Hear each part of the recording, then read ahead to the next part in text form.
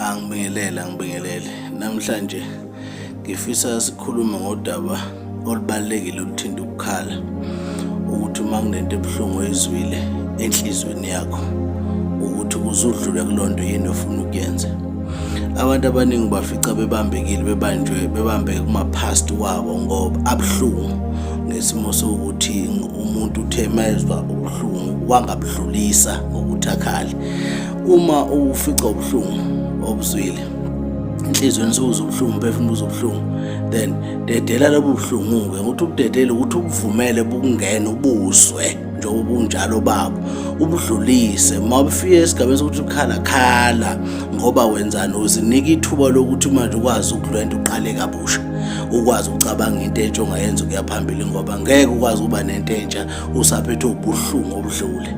Kubalulekile ukuthi mntakababa uma ufica ubunzima enhlizweni yakho ungaphikisi, ngoba into edala i-stress nedala ukhwantala lezo umuntu olala ey'bhedlela kuthi useyagula usedinga odokotela, ingoba uma ufica ubuhlungu enhlizweni lento i-natural, iyimvelo, into ekuyiguqula isenhlizweni yakho. Musukubamba kumuzwa owufica ukuthi uwenze ngaleso sikhathi, ekakhulukazi ongeke umuzwa ulimaze umuntu, ngoba inkinga iqala sekutheni uma ungakhona ukuthi uwedwa uma uzwa ubuhlungu umeditate ngaloo nto, uma ukuthi ukhala into ezoba inkinga. Ake sithi leyo nto ekuzwisa ubuhlungu umuntu okuzwisa ubuhlungu, into ezokwenzeka uma ungakhona ukwamukela lokho uzogcina ucabanga ngalowo muntu kabi, bese kugcina kusasonza njani uma umbona usuyamlimaza. Okurongo lokho kuphambene noNkulunkulu, uqhatha noNkulunkulu nabakini lokho, kanti kuwena oyincithe ithuba lokuya phambili ngokuthini, ngokuthi ubambe into esemuva ungafuni ukuthi uyidedele. Uma ufica injabulo awulindi ukuthi uzojabula after noma uzojabula nini, uvumela umuzwa awufica ngaleso sikhathi ukuthi angijabule. Abanye mabebiza ingoma ukuthi angihlabe 2 ukuthi angenza ukuthi ujabule ngaleso sikhathi, noma kusukuzwa ubuhlungu musukuvimba umuzwa ozwayo ngoba uyingozi.